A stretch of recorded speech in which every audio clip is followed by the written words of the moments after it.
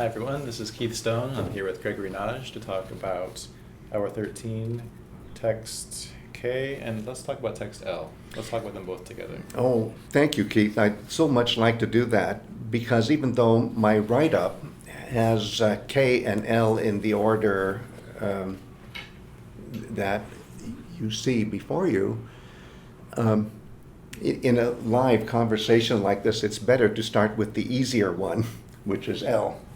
Because here, what's wrong with the city is that it is about to give birth to a tyrant. In other words, an unjust king. Let's keep it shorthand. Somebody who might claim to be a king but is an unjust embodiment of society, therefore a tyrant. And there's no doubt that the person who will be born of this pregnant city will be a hubristēs, an exponent of the opposite of justice. And then you see that really it's the leader who is morally questionable, but not the citizens of the city. And it's the leaders who have gone off the straight and narrow and become unjust. This is where hubris is a crooked line and dikē is a straight line. But then we're still left with the problem.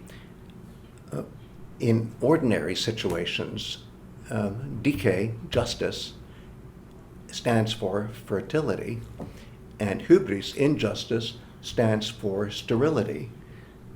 So if the city is pregnant, that suggests fertility. But the poetics of this passage are twisting things around. If we already know that what's going on is the opposite of fertility, then any kind of pregnancy would be a sinister kind of pregnancy, a monstrous kind of pregnancy, something that results in a freak of nature rather than a Mr. Natural who would be an exponent of justice. So the only complication here is that the very idea that a city is pregnant is a surprise because pregnancy is ordinarily associated with fertility. And here it's associated with a sinister kind of fertility. Okay, so are we okay with this passage? Now the next passage, which comes earlier in the readings of our participants, text K, we have the pregnant city again, so we're now used to that surprise. But what's interesting here is that the personality that will be born of this pregnant city is not all unjust. He is a mixture of just and unjust. And in fact, he will be the straightener of the baseness, the moral deficiencies of the elites of the city.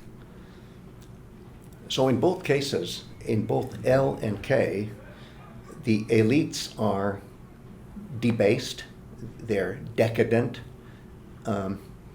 they have fallen down, so to speak, on their job of being exponents of justice.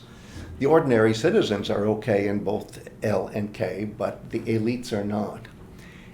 And so this personality that will be born from this semi-monstrous pregnancy will be partly tyrannical, but partly a just king, in the sense that this person will actually straighten out what has been made crooked by the elite. So the extra complication here, besides the complication we already saw in L, where we had the strangeness of a pregnant city, here the extra complication besides the pregnant city is that what the pregnant city will give birth to is not simply a tyrant. It's kind of a mixture of a tyrant and a king. And the king part will straighten out what the elites have made crooked. But then there's the danger, what else will he do? He's still dangerous, he's still to be feared, because presumably the speaker in both L and K is part of the elites. So the elites are still threatened. Very complicated. I like to say, and I did say in my write-up of L and K, that in the case of L, we can think of a generic tyrant as the referent for what the poetry is talking about. In the case of K, it's not so much a generic tyrant, but somebody that some people would call a tyrant, but other people would call a just king. And a good candidate would be Solon, for example, if we thought Athenian for a minute. Solon was definitely demonized by some of the elite as if he were a tyrant, but was also exalted by others who thought that he was finally straightening out what had been made crooked by the irresponsible elites.